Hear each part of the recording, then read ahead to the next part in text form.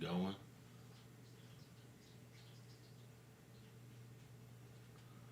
All right, hey. Hey, everybody. Out of the Rocky Mountain region, CBG Productions presents Slade Sports Squad, your Denver Bronco podcast. Join myself and Alex as we preview the Denver Broncos and New York Jets. Hey, everybody. All right. It is Thursday night football. Right. You ready? Oh, yeah. You ready? All right. We got the Denver Broncos at the New York Jets. Yes, we do. And let me tell you, two dumpster fire of teams, man. I'm telling you that. This has bad news written all over it. Right. Both teams, dealing with injuries. Both teams 0-3. Yep. Broncos have been in some games. They've had some opportunities to win some games. I think some bad coaching decisions, things like that, have cost them. Right. So we'll see how things go. Yep. I Well, and mean, the thing about both these teams, too, is, in my opinion, are both fairly talented teams, the Jets obviously have, less talent, I believe, than the Broncos do. So I think that the Broncos should be in a better position to win this football game. Yeah, Sam Darnold, he's in year 3 now, sort of been a wishy-washy kind of type of quarterback. quarterback. He just hasn't taken that step that you would hope you see in year 2 and definitely in year 3. But we're going to look at some of the matchups or stats from the game. Both of these teams are inept at offense. Mm-hmm. The Jets averaging 12.3 points a game. The Broncos at 15. Right. You can't win in the NFL these days scoring 15 points and 12.3 points a game. Well, especially not for the Broncos who play in the AFC West with the Chiefs, who are averaging probably above 30 points a game. The Raiders are opening up a high-flying offense now. The league in general is transitioning to, or has been, to these high-scoring offenses, and we got a decent defense, but our offense just can't put the points up there for us to make some noise. So Denver gives up 23.3 points a game. Yep. You got the Jets who give up 31. So hopefully Denver can go out there and score some points tonight. Get some momentum behind against the this offense, defense. Yeah, we definitely need to. And we'll talk more about the game plan and how we think they should attack it and stuff. Total yards a game, Denver averages almost 325, and the Jets 275. So we got them about 50 yards a game there. Passing yards, we average 240. Rushing, this is where I'm sort of disappointed right here, is the rushing game. Mm-hmm. I would have thought that we would have utilized Melvin Gordon a little more. So right. And Lindsey going down, I know that sort of changed some of the plans as well. But regardless, you have Melvin Gordon on your side of the field. We need to use him. We need to make sure that he's getting his touches, and that way we can get him in a rhythm and he can play good football for us. Yeah, and we'll definitely talk more about that when we talk about the keys to the game and stuff. Yards allowed per game, both teams almost giving up 400 yards a game. Right. 250 through the air for the Jets, and the Broncos giving up 285. Right. And then giving up over 100 yards rushing, both teams. The Jets 133, so that may be somewhere where Denver can really take advantage of it and let Rippon work into the game. Right. So we got some, injuries.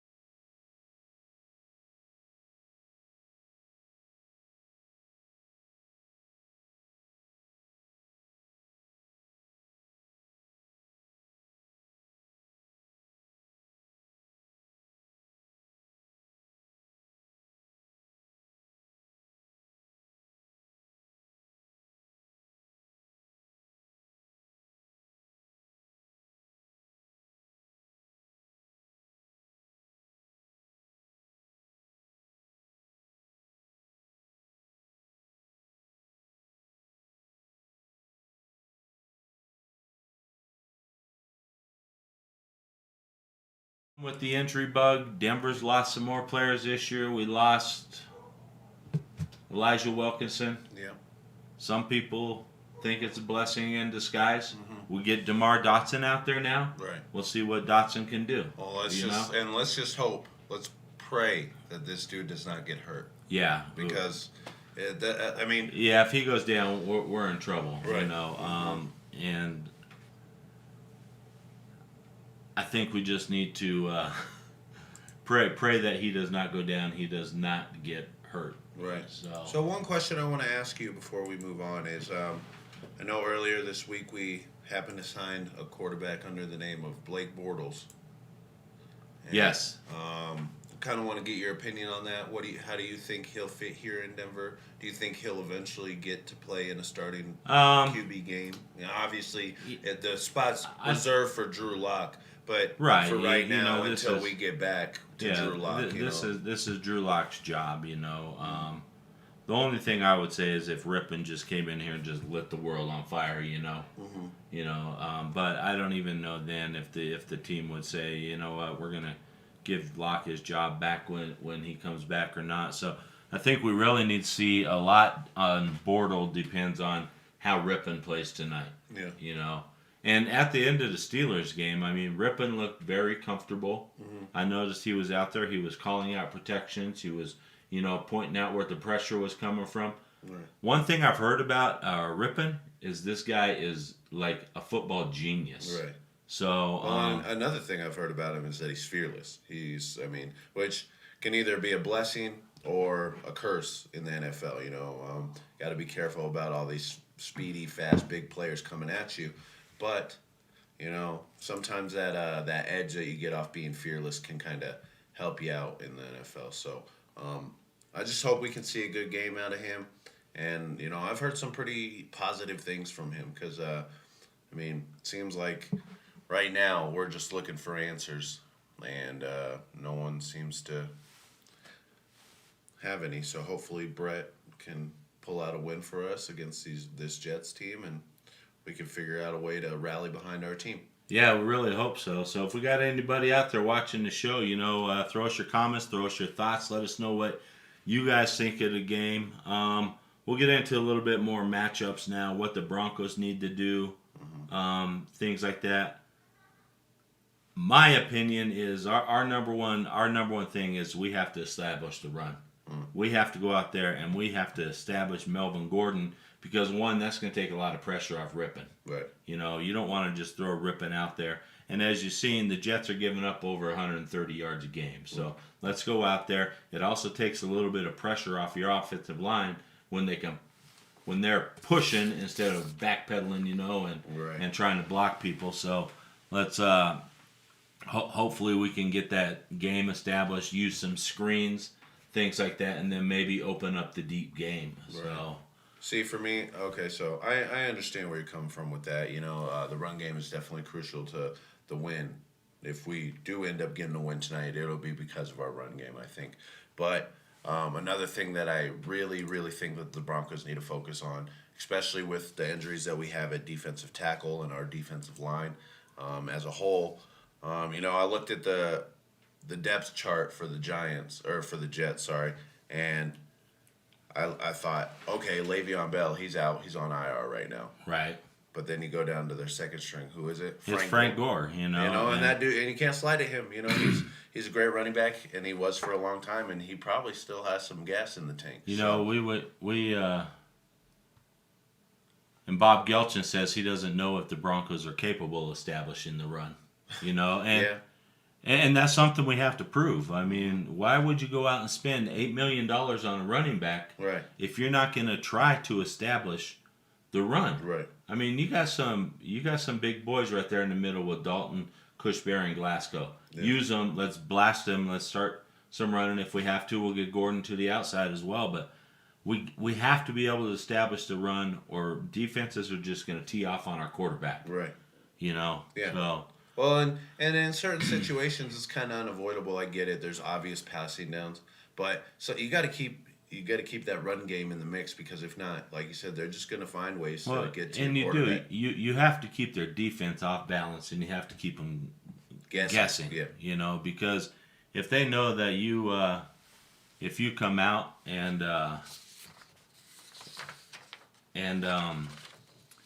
can't run or are not even gonna try to establish the run, then guess what?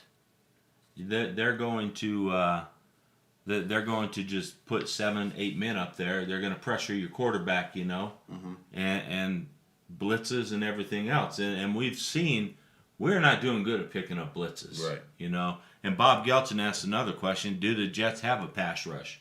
Well, I think they've had 5 sacks this season. But, you know, we went into week 2, we gave up 7 sacks to the Steelers. We gave up 6 sacks to the Buccaneers last weekend, right. You know. Well, and then I can't pronounce his first name, but their right defensive end, Williams. If this Dotson guy can play on that right side, then, you know, I'll give him that, because that Williams guy, I've seen tape on this man, and he's obviously no Von Miller or Bradley Chubb. Right. Well, but at the end of the day, if you let someone slide on you, you know, yeah, you're gonna end up in a bad position here in the NFL. So. Oh, I agree, and I think a lot of it is going to depend on Dotson, you know. And I've heard a whole bunch of talk about Garrett Bowles, you know, and I went out and I watched the Tampa Bay game, and I watched the coach's version of the film today, and the guy is really getting it. He honestly is. I mean, he has, I think, 2 holding penalties this year. Right. You know, one of them he did do his WWF takedown. Right, and that his was signature move. Yeah, that was against Tampa Bay. But other than that, he's played very clean. I've seen him. He's chipping people, and then he's going off and he's getting the outside guy. And I'm like, dang, look at Garrett Bowles' goal. You know, a lot of people say, well, and because I've been pushing for, if Denver's going to be bad and we're going to end up in the top 3 with the draft pick, we need to go get a left tackle.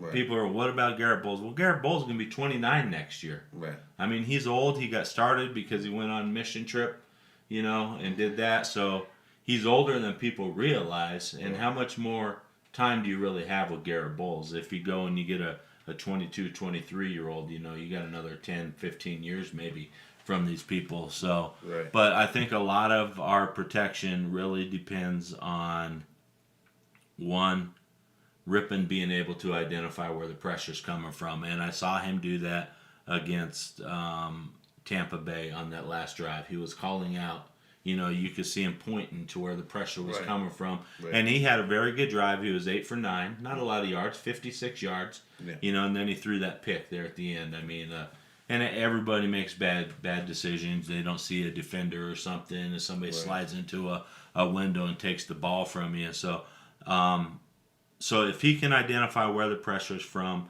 and we can adjust our blocking packages, you know, and the line is communicating, and if Dotson is what Dotson used to be, which I sort of wonder, because if he's better than Wilkinson, why was Wilkinson still starting? Right. You know, and maybe the guy just needs the opportunity. You know, so maybe the coaches just weren't comfortable with him. Maybe they think that Wilkinson just earned it, you know, and we gave it to him. So let's see what Dotson does tonight, you know. Because I know a lot of people, and I was one of them. I mean, I don't ever want to see anybody hurt, but I was sort of like, thank goodness, when I heard that Elijah Wilkinson was going on the IR. Right. You know, so we can put someone else in there. You know, and then our defensive line is just being torn up. But I think we need to establish the run. And then we need to then use screenplays, some play action, you know. And let's get Rippon comfortable and start him with some short passes, you know, get him into a rhythm. Right. You know, the guy has a strong arm, you know. I don't know if you've seen any of his tape when he played at Boise State, I watched a couple. Yeah, he definitely has the arm strength. He can make the throws. He was a very good quarterback at Boise State. So, I mean, yeah, they don't play the highest level of competition, but it's college football, yeah, and he played decent. So as long as that talent from college football translates somewhat into the NFL, and we can beat this dumpster fire of a Jets team, I'm cool with it. You know? Right. So. And I heard someone say this today. We just have to survive the storm of Drew Lock being gone. You know, because I think once Drew Lock makes his presence known again on this football team, that we're in a safer area. Now, do I think we make a deep playoff run? Do I think we even make the playoffs at this point, starting 0-3? Probably not. It's very difficult. The history is definitely against us. Right. Normally, you don't. Teams that make start 0, even starting 0-2 is hard to fight your way back into a playoff position. Right. 0-3, you're pretty much, and now you're staring down an 0-4. Right. And now, do I think at the same time? Do I think that this season's a loss if we don't make the playoffs? No, because we got the injury bug. Yeah. And that happens to the best teams, But at the end of the day, this will be another year under Drew Lock's belt. We've got Jerry Jeudy now, who's probably going to play, quite a bit. Right. And just a bunch of other young players that really needed this No, time on the field. we are young. We got one of the youngest offenses in the NFL. We do need the time to grow and gel together as a team. Yeah, the injuries are unfortunate, but we're not the only team in the NFL dealing with injuries. Right. Well, look at the Chargers. They were missing half their defense, and they were playing with the Chiefs the other day. Yeah. So. Yeah. But they have an offense that can just score points at will. Right. And Denver is not at that level of a team. Mm-hmm. Where if we're missing some key players. But you do have teams that are missing players, and they're still performing. They're still winning. Look at San Francisco. Yeah. San Francisco's still going out. They're missing Jimmy G. Yeah, Jimmy G. Who's the tight end? George Kittle. Yeah. He's out, and then the guy that came in and replaced him, he went out last week. So, they got the same thing going on. They lost Bosa for the year. Right. Well, and we've been saying it since week 1. It's the next man up in this NFL. It is, especially this year. Teams didn't have a real offseason. Mm-hmm. They didn't have the time to. I think the NFL did themselves a disservice. I think the NFL should have reduced it to 12 games, the schedule, and given the teams a couple more weeks to have training camp and then throw in 2 preseason games. But money talks. And that's what they want, and TV contracts and everything else, and it's just hard to work out. But for the safety of the players, I wish they would have said, you know what, we're going to go ahead and we're going to reduce the schedule. Baseball did it, the NBA did it, the NHL did it. Why couldn't? Even all the major college conferences are doing it.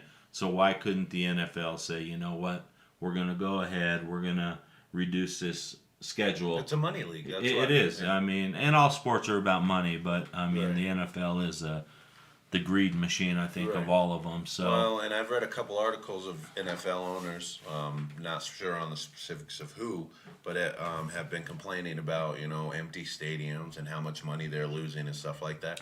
What about all these NBA teams? What about in Orlando where they're paying millions of dollars to host the bubble? Right. Right. But they're not complaining about it. At the end of the day, it's whether you really. It comes down to whether you really like the sport or not. If it's just about money for you, then that's not what football's about. And I'll never be about just the money, Right. But in the NFL, that's what they make it about. So, little, off topic. But, I just think that at the end of the day, there's got to be something that these Broncos have. They have to rally behind someone. Yeah, and they do. If they it's do. going to be anybody, it's going to be Rippon. So. And maybe we'll see tonight. I think Rippon is going to bring another level to the offense tonight. Mm-hmm. But he can't hold on to the ball. He needs to make quick decisions. He cannot stand back there and let the pressure get to him. Either that or get outside the tackle box, throw it away. Even if it's on third down. As long as you're throwing away and get rid of it, don't run out there and don't put yourself in a situation where you may get hurt, sort of like Locke did. You know, on a fluke tackle, and you just land funny, and the next thing you know, you're hurt. So go through your progressions, get the ball out quick, and if you have to, throw the ball away, throw it downfield out of bounds or whatever, you know. But we can't have the turnovers, and I think also our defense, we cannot let Sam Darnold look like an all-star quarterback. Right. And we have, at times, made bad quarterbacks look good. Yep. Mm-hmm. 2 years ago, and even sometimes bad running backs, we have to stop the game, and I'm worried the run game because our defensive line is beat up. Mm-hmm. You know, Yeah. so we need to somehow figure out how to stop that run. 2 years ago, we went into New York, and some guy, and I can't even remember the guy's name. He was a no name. Mm-hmm. He rushed for 219 yards against us. Yep. You know, I do remember that. And we can't have stuff like that happen. We can't let Sam Darnold sit back there and pick us apart. Right.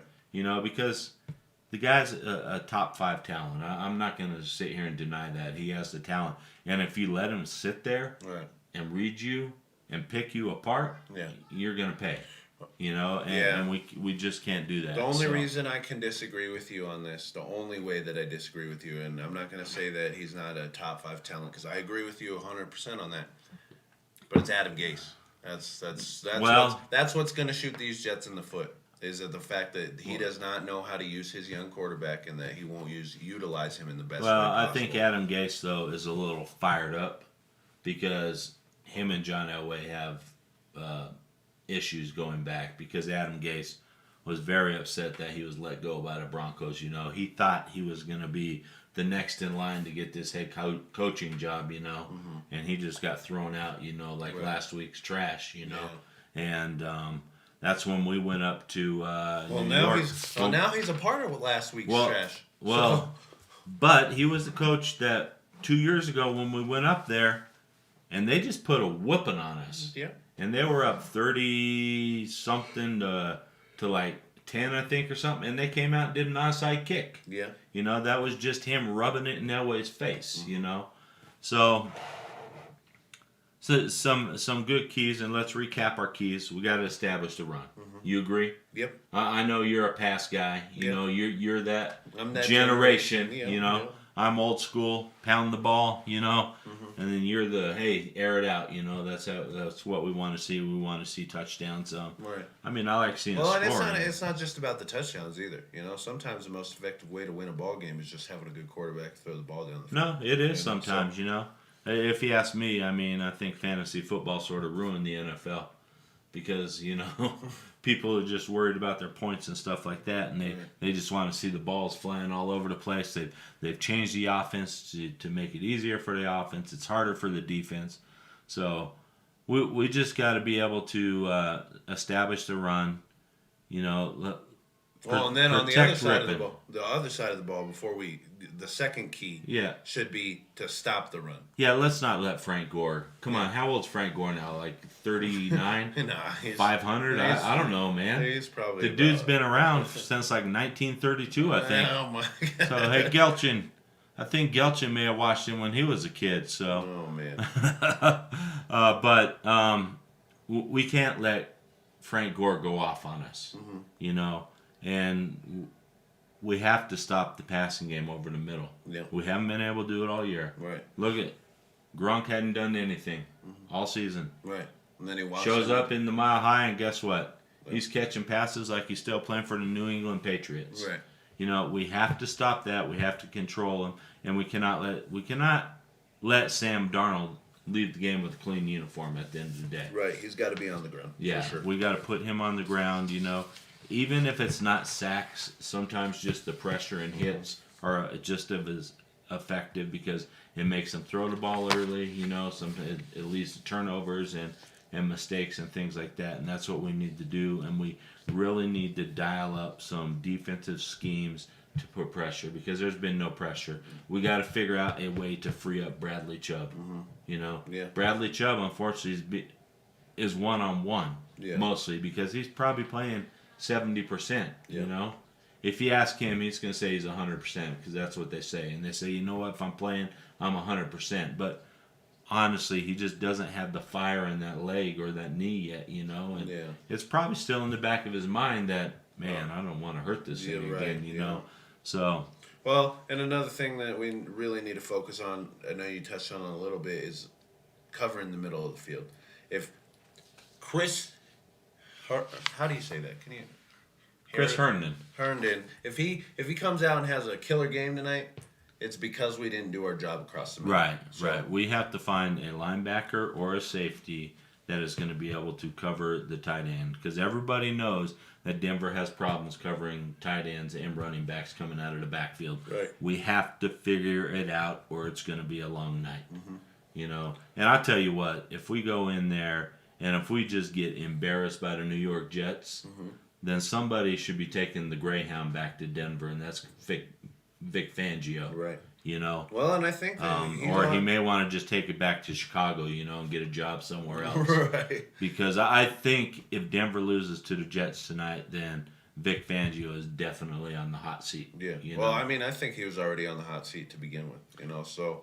You know, and people want to give him a break because of injuries and everything else, but I've just saw so much game mismanagement. It wouldn't matter who you had in Well, the if game. you think about it right now, if it wouldn't have been if he would have called those timeouts in the very first game that we had, right, and used his time effectively, we would be 1-1 right now, and we wouldn't. Possibly we could be 2-1. Right. You know, and you don't know how it would have played out, but you have to give yourself a chance. Right. If you have 3 timeouts and a team's driving down and there's only less than 2 minutes left, use them. Use your timeouts, because you're not taking them to the next game with you. Right. Use your timeout. Conserve some time for you. Right. What's left on the clock when they kick that? 17 seconds? Right. It's like, are you kidding, Fangio? I bet you a 12-year-old on Madden has better game management skills. And then the Steelers game, you got 3rd and 2. You know, you're driving down, hopefully going to go in for a game-winning score. Right. You got an $8 million running back there. But you throw the ball. You throw the ball twice. Let him run the ball at least once. Right. On 3rd and 2, you pound that ball. If he can't get it, then you make a decision whether you want to pass or you want to run again. Right. You know, but you have to give your playmakers an opportunity to make plays. Right. And this coaching staff is not doing that. No. They're not putting this team in positions to win. They're... And as you can tell, it gets me fired up. You guys should see him. He's turning all beet red in here and stuff, you know. It might get dangerous down here at the Slate Sports Squad studio. So I'm telling you, I made a statement at the beginning of the year after we lost to Titans. I said I'm not shaving until we win a football game. Whew, man. I want to shave. I know you do. I mean, you're looking a little raggedy anyway. So. You know, I need to get this stuff off my face. So we need a win. Right. So, Alex, you tell me, what's your prediction for tonight? I'm going to go Broncos. Listen here. So, last week I predicted that we would lose so that maybe we would win, because usually it's on some opposite spectrum wherever I'm at. But I'm going to go straight for it tonight. I think the Broncos come out and win a close game, 2017. Denver Broncos. All right. So you got at Broncos 2017. So let me start out by telling you this. My buddy Bob Gelchin at work, he's in a suicide pool. You know what that is? I don't. So each week you pick a team that is going to win. You can only pick them once in the season. Right. So you have to pick, you know. Yeah. And he's like, you know what? I think I'm going to take the Broncos tonight. Yeah. I said, dude, don't do it. No. I told him. I said, Bob, don't do it. This game is there's too much in this game. Well, and too much that can go wrong. Well, we're on a 3rd string quarterback. Yeah. You know, we're banged up. We're on a 3rd string pass rush specialist, you know, because we lost Von Miller, and then Tachu goes out. Are they really a specialist at that point, or are they just... Well, now they're just outside linebackers, in my opinion, you know. Right. I mean, Bradley Chubb's playing at 60 or 70%, you know. Josie Jules, sometimes he looks like he has no clue what's going on out there. Justin Simmons, I think the guy is honestly playing to not get injured so he can get money next year, because he's a free agent. He's not going to sign with the Broncos. John Elway's already pissed him off. Whoa. You know, it happens. John Elway does that. Yeah. He pisses guys off, and they don't want to stay. Right. You know, I mean, now I'm on my soapbox, and I'm supposed to be picking who's going to win this game.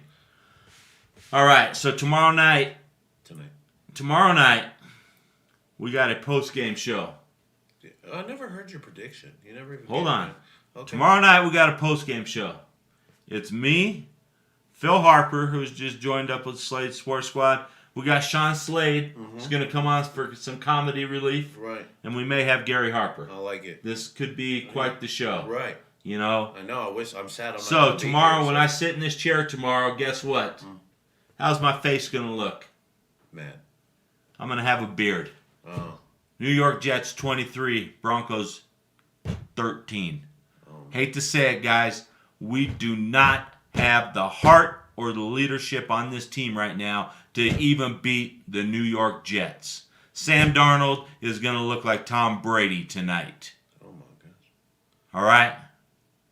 Prove me wrong, Broncos. Go out there and win this thing because I want to shave.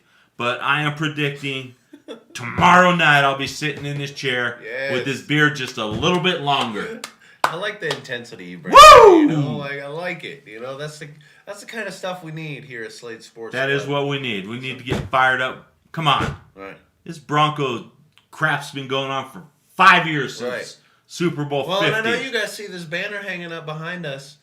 It's the last time we won a Super Bowl. No, we won 50.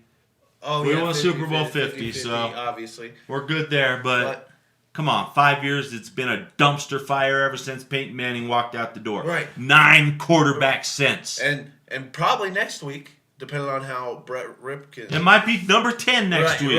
Right. That's what I was getting to. So, one more thing I would like to say before we do finish this all up and start wrapping up. I really do want to give a welcome to your boy Phil Harper, Sean, and then you said Gary Harper. Gary. Well, welcome to Slate Sports Squad, and I'm excited to have you guys on the team. Yeah, hopefully Alex will watch it tomorrow and throw us some crazy questions and stuff like that. So I'll just make it worse for you we're guys. glad we have Bob Gelton along for a while. I don't know if he stuck it out the whole time. Thanks for a few questions, Bob.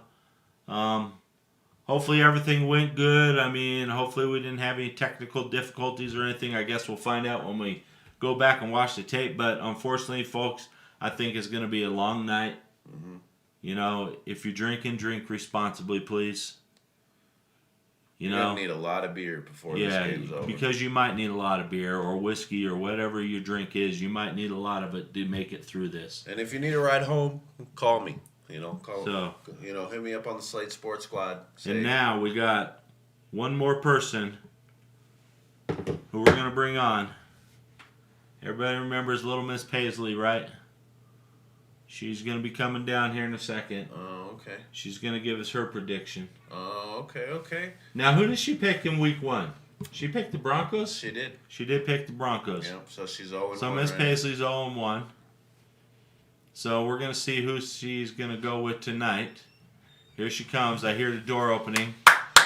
Here comes little Miss Paisley. Miss P! Come on, P! Come on.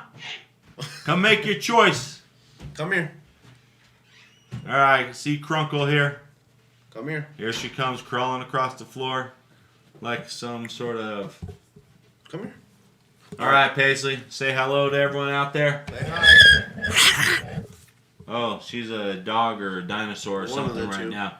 So, who's going to win tonight? Broncos or the Jets?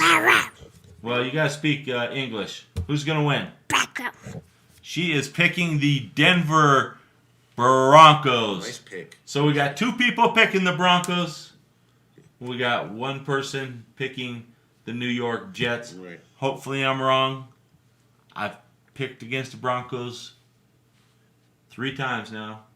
I'm a tiger. And I'm picking against them a 4th time. I just don't see it. I don't see the coaching staff putting us in a position to win this game. I see poor choices down the road costing us another victory. Right. So, Well, we'll see. I, on the other hand, think that the Broncos can pull this one out against another dumpster fire of a team, the New York Jets. and I hope so. I really hope that I am wrong. I hope that they do. Oh, we got Dave Heelan tuning in from Louisiana. Nice. He did ask me a question, what's going to go on tonight. Not sure if he heard the predictions. Alex picked the Broncos. Paisley picked the Broncos.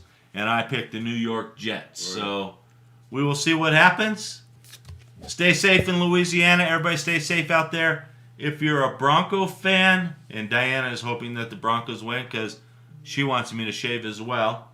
So let's everybody just pray that the Broncos win so I can get this stuff off my face. Right.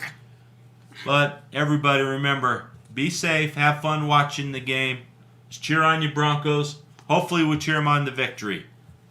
All right, everybody. Thanks for joining us. You all have a great night.